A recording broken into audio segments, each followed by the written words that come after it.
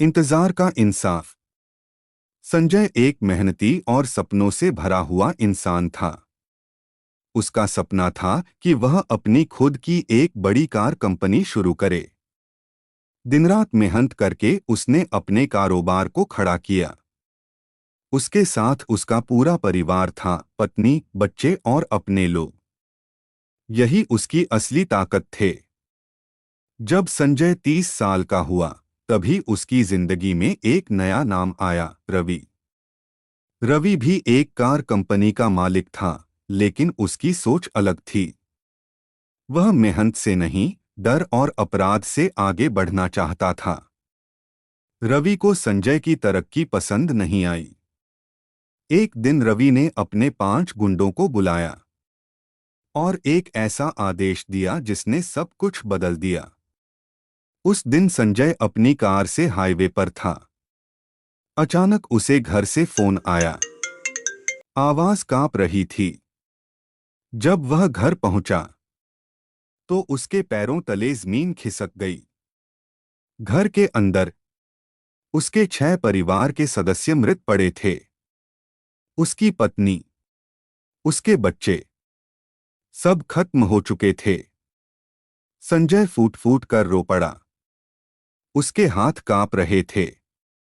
उसने अपनी मां को फोन किया और बस इतना कहा, मां, हमारे अपने नहीं रहे। जब उसकी मां घर पहुंची, मां और बेटा एक दूसरे से लिपटकर रोते रहे। उस रोने में सवाल था, दर्द था और टूटा हुआ जीवन था। पुलिस को सूचना दी गई। जांच हुई। मजबूत सबूत मिले।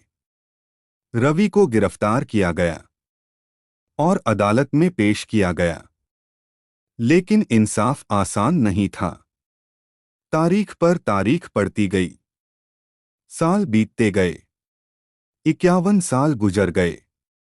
इस इंतजार में संजय की मां बूढ़ी हो गई और संजय खुद 81 साल का हो गया।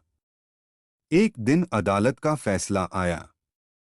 रवि, जो अब 65 साल का हो चुका था, उसे बरी कर दिया गया। और उसी फैसले में संजय को 1 साल की जेल की सजा दे दी गई। संजय चुप रहा। उसने कोई हंगामा नहीं किया। वह जेल चला गया। 1 साल बाद सच आखिरकार बाहर आया। नई जांच हुई। पुलिस ने फिर से केस खोला। रवि के अपराध साबित हुए। इस बार अदालत ने रवि को मृत्युदंड की सजा सुनाई। संजय को इंसाफ तो मिला, लेकिन बहुत देर से। कुछ साल बाद 87 साल की उम्र में संजय ने भी इस दुनिया को अलविदा कह दिया। उसकी आंखें बंद हुईं, लेकिन उसकी आत्मा को आखिरकार सुकून मिला। सीख। इंसाफ देर से मिले तो भी उसकी कीमत बहुत भारी होती है। सच्चाई को दबाया जा सकता है, मिटाया नहीं। अपराध चाहे कितना भी ताकतवर हो, एक दिन उसका अंत जरूर होता है।